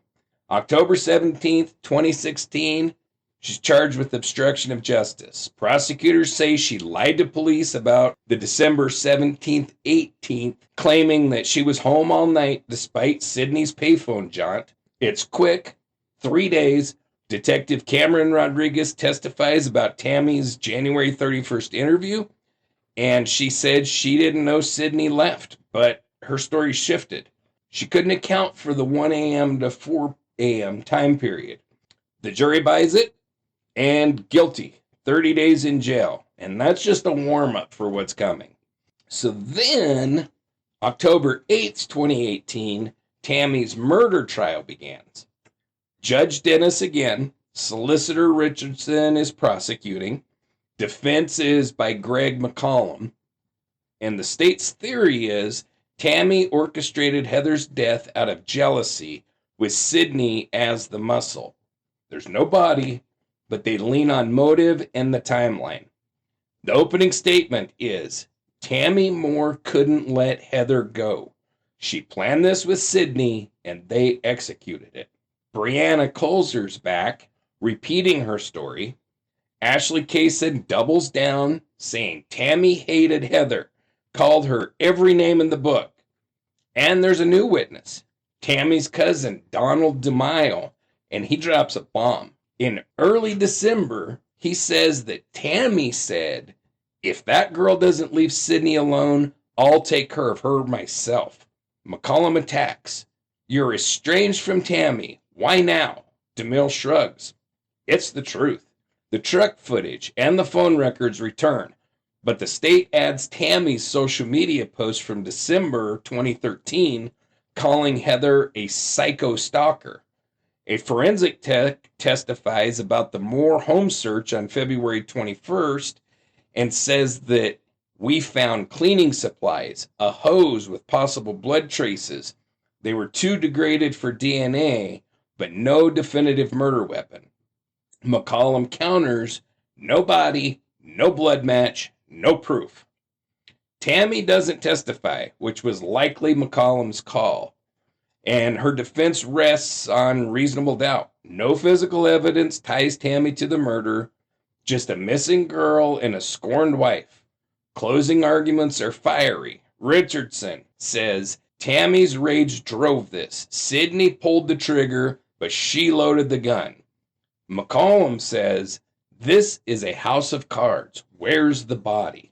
So on October 23rd, 2018, after 9 days, the jury comes back deadlocked. 11 jurors vote guilty, but 1 holds out. Judge Dennis declares a mistrial. Tammy smirks, and Heather's family storms out. Prosecutors vow to retry her. I want to smack Tammy's smirk off her face. Oh, have you seen her? Mm-hmm. Oh, yeah, she's just, ugh.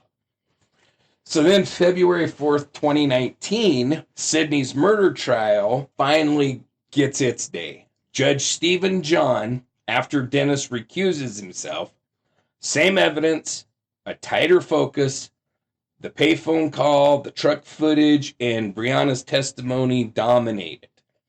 There's a new twist. Now we have a jailhouse informant who claims that Sydney bragged that they'll never find her. So Truslow calls it hearsay, but the judge allows it. Sydney doesn't testify again, and on February 15th, he's found guilty. He's stoic, and Debbie Elvis whispers justice. Couldn't keep his mouth shut. Yep. And then August 12th, 2019, Tammy's kidnapping trial. The murder charge was dropped after the mistrial. And Judge John again is presiding. So the state rehashes the timeline, adding Tammy's text to Sydney on November 17th, which said, get it done. McCollum argues that it's vague and it could mean anything, but the jury's convinced. And on August 23rd, they find her guilty. And Tammy glares as she's led away. The smirk is rubbed off her face. So then in September of 2019, Sydney Moore stands in the Horry County courtroom as Judge Stephen John hands down a life sentence without parole for Heather's murder. His second guilty verdict after a 2016 kidnapping conviction stuck him with 30 years.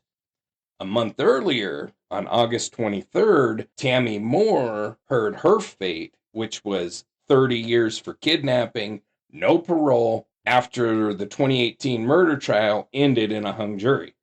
So the courtroom's a mix of relief and rage.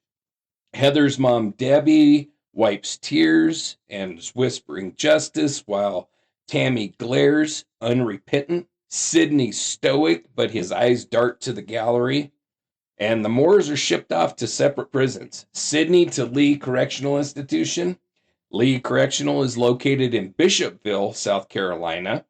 It is in Lee County, about 50 miles northeast of Columbia, which is the state capital, and roughly 100 miles northwest of Myrtle Beach. Tammy was sent to Carmile Graham Correctional. Carmile Graham Correctional Institution is located in Columbia, South Carolina, which again is the state capital, and it's roughly 110 miles west of Myrtle Beach and about 55 miles southwest of Lee Correctional, where Sydney's held. At least Sydney's used to handcuffs. Yep, exactly. So for a moment, it feels final, but in true crime, finality is a mirage. True. The evidence was circumstantial. There was no body, no murder weapon, but it was compelling. Sydney's 1:35 a.m. payphone call, Heather's desperate calls back, the F-150 on camera near Peachtree Landing, Tammy's jealous rants, yet the lack of physical proof gnaws at the defense. Appeals are inevitable. Sydney and Tammy, now inmates, start filing motions, claiming errors, unfair trials, and a rush to judgment. The legal machine cranks up, and Heather's family braces for more years of limbo. So Sydney's legal team moves fast. He's juggling multiple convictions, obstruction from 2017, kidnapping from 2016, murder from 2019, and each gets its own appeal. So first up, the obstruction charge. In 2017, he'd been nailed for lying to police about the payphone call and deleting Heather's voicemails. He got 10 years tacked on for that. By July 2020, the South Carolina Court of Appeals rejects his appeal, saying that his lies misled investigators. He's undeterred, though. And his attorney, Susan Barber Hackett, takes it to the state Supreme Court in December of 2020, arguing that lying isn't obstruction if it didn't hinder anything. Police dug deeper because of it. And then on May 25th, 2022, the Supreme Court upholds the conviction, so that's strike one. Meanwhile, the kidnapping conviction's under fire. Sydney's 2016 trial landed him 30 years, but in 2021, a bombshell. Judge Dennis's jury instructions were flawed, confusing intent with act. The Court of Appeals overturns it, which was a rare win. Prosecutors could retry it, but with the life sentence for murder already locked in, they don't bother. Sydney's still caged, but it's a crack in the case. So then comes the big one, the 2019 murder retrial. April 13th, 2022, appellate defender Taylor Graham argues to the Court of Appeals that Horry County was tainted by social media, claiming that 100 jurors knew the case. No direct evidence ties Sydney to Peachtree, and the truck ID was junk science.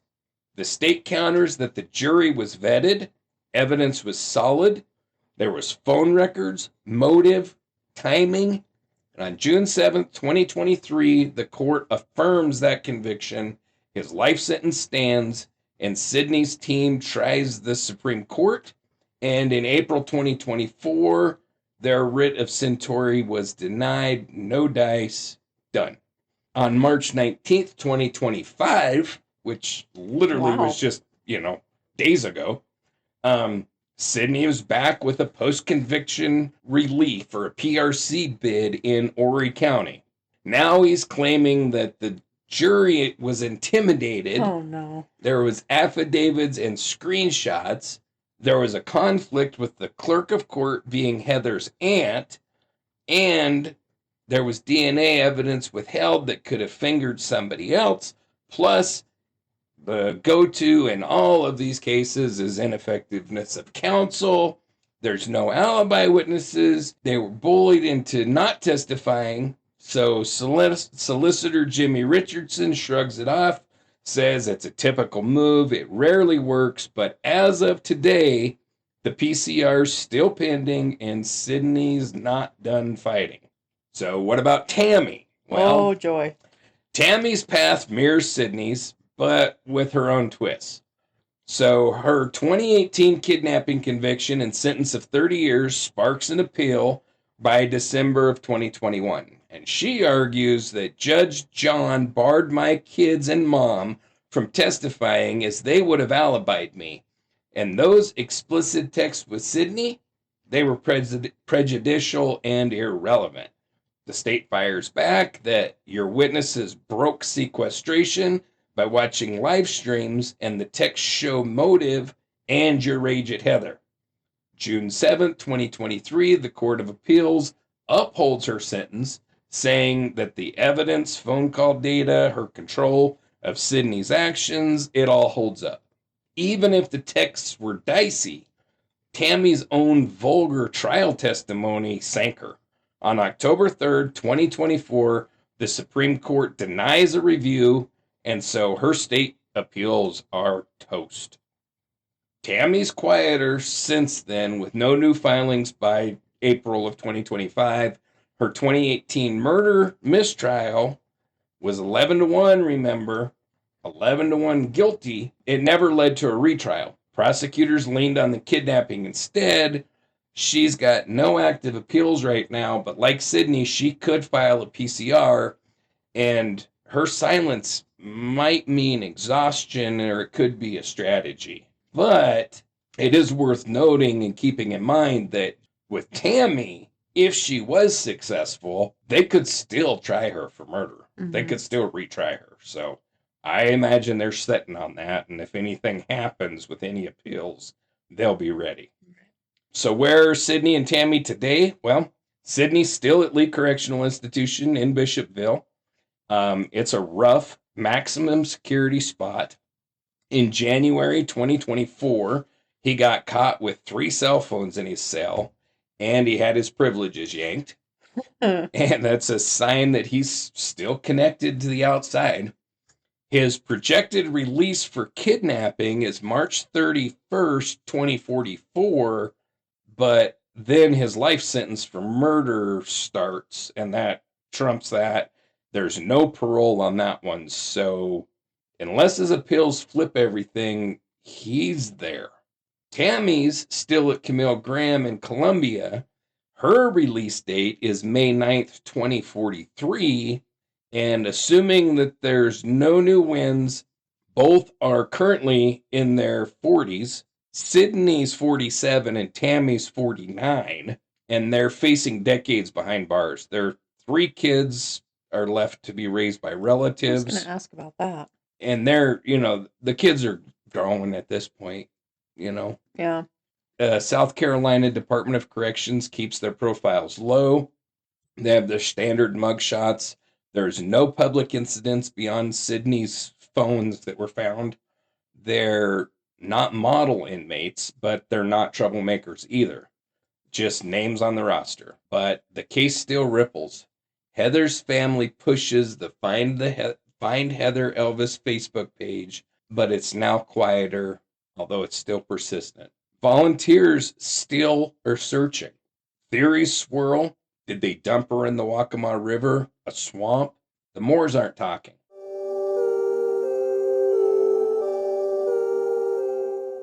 So it's been over a decade since Heather vanished. The convictions stand for the most part.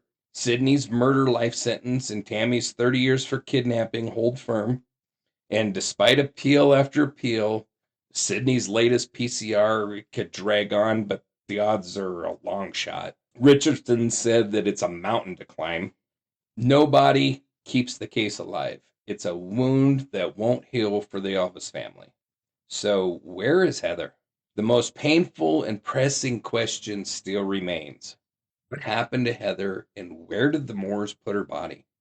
Well, we know that she was most likely last at Peachtree Landing. As we discussed, the landing's remote, gravel, woods, and rickety dock jutting into the river. There's no cameras, no witnesses. Police searched it hard with divers in the Waccamaw, sonar sweeps, volunteers combing the brush. Nothing. But it's our anchor. Whatever happened, Sydney and Tammy had to act fast and nearby. So let's break down the possibilities.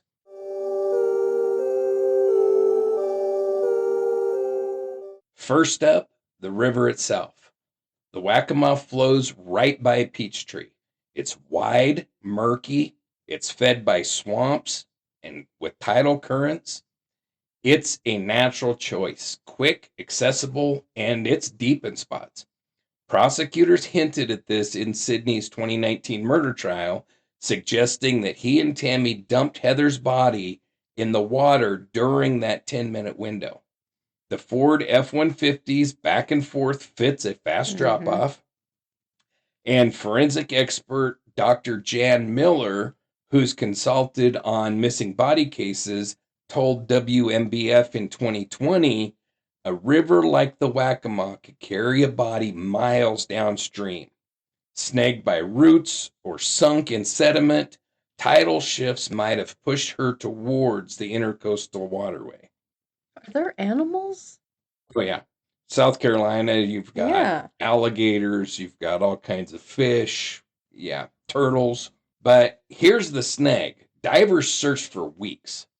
December 2013, January 2014, even later with private efforts. Sonar has pinged debris, but no Heather. The river is 140 miles long. It's winding through swamps and estuaries towards Georgetown. If she's there, currents, like you said, alligators or mud could have buried her deep. Volunteers still kayak it, hoping, but the Waccamaws kept its secrets. Option number 2 is the swamps around Peachtree Landing. Horry County's riddled with swamps. They're thick, soggy, they're tangled with cypress and vines. Just off Highway 814 near the Moore home, you've got marshlands that stretches for miles. In Tammy's 2018 trial, her cousin Donald DeMille testified that she bragged in December of 2013, "I'll take care of her myself." So could that mean a swamp disposal? A 2014 search hit Lewis Swamp, which was 2 miles from Peachtree, and they had cadaver dogs, and they indicated, but flooding stalled them, and then no dice. Nothing found. Retired sled investigator Tom Hargrove told WPDE in 2019 that swamps are perfect. The soft ground swallows evidence. Water hides scent. A body could vanish in hours. Sydney knew the area. He hunted. He fished. He lived local. 10 minutes isn't long. But a shallow ditch off a back road? It's possible.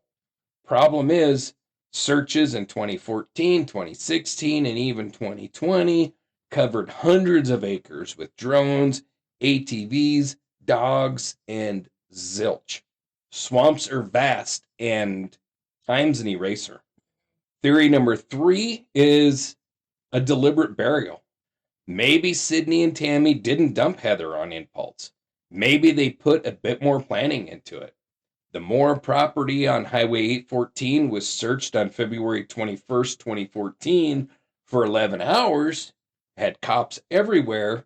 They found cleaning supplies, a hose with possible blood traces on it, but it was too degraded for DNA. No body. Could they have buried her there earlier? And Sydney's 2016 defense pushed back on that theory, saying there was no soil disturbances, no grave, which is a fair point, and cadaver dogs would have sniffed it out if it was on the property. But what about elsewhere? The truck's 3:46 a.m. return suggests they left Peachtree, a wooded lot, a field off a rural road. Horry County's got plenty of them. In Sydney's 2019 retrial, a jailhouse snitch claimed that he had bragged that they would never find her. A planned spot fits that swagger. Ground penetrating radar has been used in later searches in 2021 near Socastee, but dense roots and water tables complicated it. There was no hits. A burial's tidy, but it's also risky. Someone digging takes time, and that's time they might not have had. So theory number 4 is they moved her farther. That Ford F-150 could have hauled Heather's body beyond Peachtree, say 10 or 20 miles. The intercoastal waterway's 15 miles east, a bigger dumping ground, or north to the Little Petey River, which is more wild and more remote.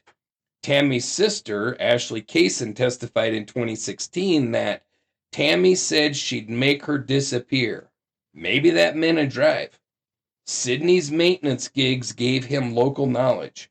He possibly knew of abandoned sites or construction lots. But here's the hitch. A 10-minute round trip limits their range. Fuel records from December 18th show there was no late-night fill-ups, and Walmart's their last stop at 8 p.m. So a longer trip's possible later, but Tammy's kids and tight police scrutiny after the 19th significantly shrink that window. Still, volunteers scour farther, searching Myrtle Beach State Park and Conway backroads with no trace being found. Then we have the wild cards. Some say that Sydney and Tammy burned her, cremation style, maybe at their house. There was no fire pits or ash piles that turned up in the 2014 search, and neighbors didn't report any smoke. So while that's not impossible, it is extremely difficult to cremate a body with fire alone. And it is impossible to do it with like a short fire. Yeah. I mean, I've seen cases where they've kept a fire burning for days and still weren't able to cremate a body. Yeah. So your neighbors are going to see that. It's very unlikely. Another theory and it is has to get hot enough. It has to get hot enough. For long, That's the hard part. Another theory is a third party. The Moores had friends such as Garrett Ryan Starnes, who was charged with obstruction in 2014, but those charges were later dropped. Could someone else have helped? No evidence sticks, and I find this theory unlikely. The more people you have involved, the more likely somebody's going to talk, and it's been a long time. Right. So. And how do they have friends? Their family even testified against them. I know. Were they their Disney friends? Probably their Disney friends. Okay. Yes. And the darkest fringe claims that she's not dead. She's just gone. But her car, her purse, silence, that doesn't add up. There's absolutely no reason to think that Heather would choose to disappear. The big issue in her life was Sydney and Tammy. Her date that night shows, at least to me, that she was moving on with her life. So I put absolutely zero stock in the idea that she's still alive. Unfortunately, I think that we can say that Heather Elvis is dead. Well, and didn't they say they had made another date? Her and Steven had made another date. I don't think that they had officially said, hey, we're going to go out on this day again. But they had a great time. They left on good terms, and it was insinuated that they were going to continue to date for sure. As of today, Heather is still out there. Like I said, Sydney's at Lee Correctional, Tammy's at Camille Graham. Neither one of them are talking. Their appeals drag on. Sydney's latest is they withheld evidence, but nobody location surfaced. The Find Heather Elvis page posts updates. Last month, March 2025, a tip led to a Waccamaw revisit. Divers, again, just last month, but they found nothing. What was the tip? I don't know. Debbie Elvis told WNBF last year, I just want her home. Experts like Hargrove say time's the enemy. Nature has claimed her by now. And have you ever been in that area? No. It is so different than here. You know what I mean? Here, you could bury a body and dig it up in 100 years, and it is so freaking dry and everything here that that body's in pretty good condition.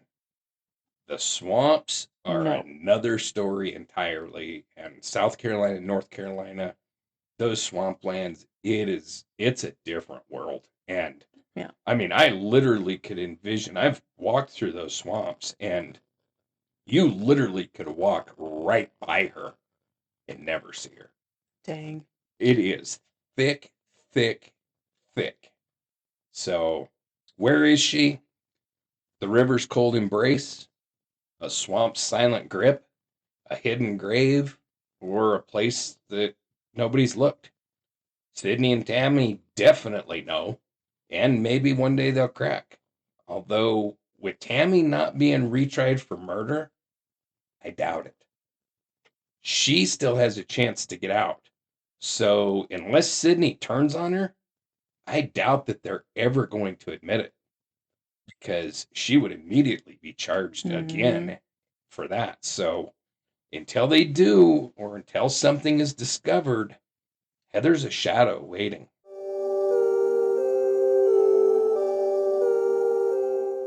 Biggest impact of Heather's disappearance has definitely been on the Elvis family. Terry, Debbie, and Morgan, Heather's parents and younger sister. December 19th, 2013, Terry drives to Peachtree Landing. He sees Heather's car and feels the first cut of panic, and the cut's never closed. Debbie told WMBF in 2023, marking 10 years, that it's like living with a piece missing. I wake up every day hoping today's the day we find her. Terry's quieter, but his Facebook posts say, bring my baby home. And that says it all. They're not just parents, they're custodians of a void. The trials tore them open again. Sydney's 2016 kidnapping guilty verdict brought Debbie to tears of relief, not joy. Tammy's 2018 mistrial was a gut punch, and Morgan stormed out, later tweeting, how do 11 people see it and one doesn't? By 2019, with Sydney's life sentence and Tammy's 30 years, Terry called it justice, not closure. No body means no funeral, no goodbye. Debbie keeps Heather's room intact, posters, clothes, a frozen snapshot of Heather at 20. Morgan, now in her 20s, told the Post and Courier in 2021, I lost my sister and my innocence. I grew up in courtrooms. Find Heather Elvis Facebook page, launched by Terry in 2014, hit 50,000 followers like we said. That was at its peak with volunteers, tips, prayers. It's quieter now, 15,000 strong in 2025. But Debbie posts monthly. We searched the Mackinac River again, nothing. Fundraisers for searches strain their finances. Terry's a mechanic, Debbie's a nurse. They certainly are not rich. Morgan is now a teacher, channeling grief into helping kids, but she said, I can't plan a future when Heather's stuck in the past. The family's a lighthouse, beaming for Heather, even as the storm wears them down. So now zoom out to Myrtle Beach, a tourist haven of sun, surf, and 17 million visitors a year. Heather's case cracked its glossy shell. Akasti, where she lived and vanished, isn't the neon strip chaos of Ocean Boulevard. It's locals, strip malls, quiet rivers. But her disappearance hit like a thunderclap. The Tilted Kilt, where she worked, became a grim landmark and closed in 2016. Staff left whispering her name years later. Peachtree Landing's a ghost spot now. Locals avoid it. Fishermen mutter, that's where it happened. By 2014, Find Heather flyers plastered every pole, Walmart, gas station, churches, everywhere. The community rallied as hundreds searched swamps, rivers, woods. Pastor Jim Mezek of Socastee United Methodist told WPDE in 2015, "It woke us up. Evil's not just on TV, but it split them too."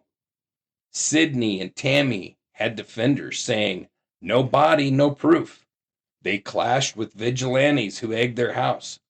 The 2018 Lee Correctional riot, where Sydney's now locked up, fueled whispers that he deserves worse.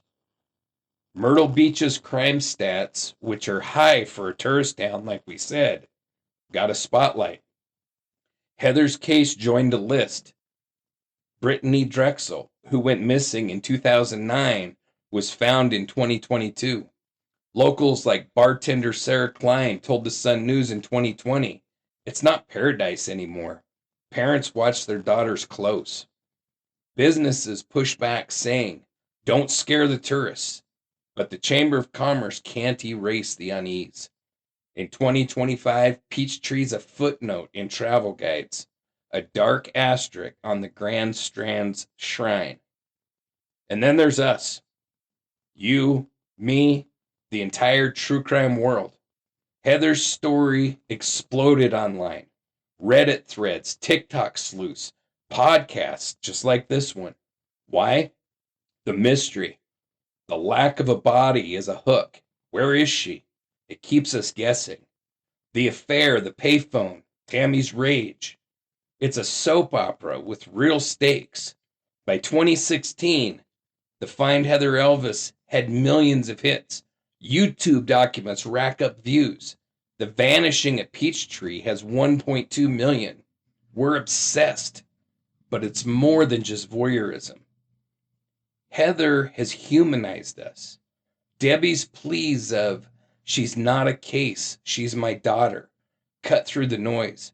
Morgan's raw tweets, like the one from 2023 saying, 11 years, still no grave. Those hit home. Yeah.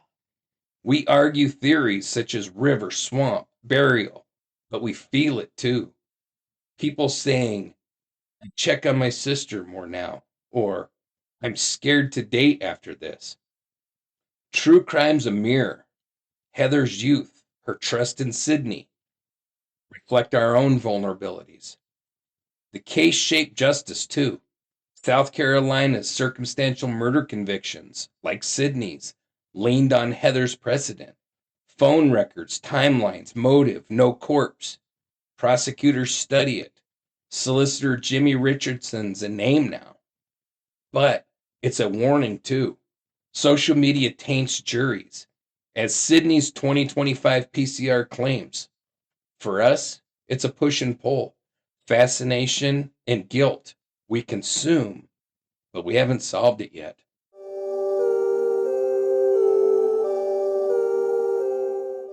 April 4th, 2025. Find Sydney at Lee Correctional, fighting a PCR. Tammy's at Camille Graham, her appeals dry. Heather's family still searches. Last month's Waccamaw dive was their latest. Myrtle Beach hums on, scarred but sunlit, and we listen, haunted. Heather's impact isn't just loss, it's a call to her family to find her, to her town to remember, to us to care beyond the headlines. She's out there, somewhere. Her absence reshapes us all. Thanks for joining us on this journey. Until next time, stay curious, stay vigilant, and stay safe.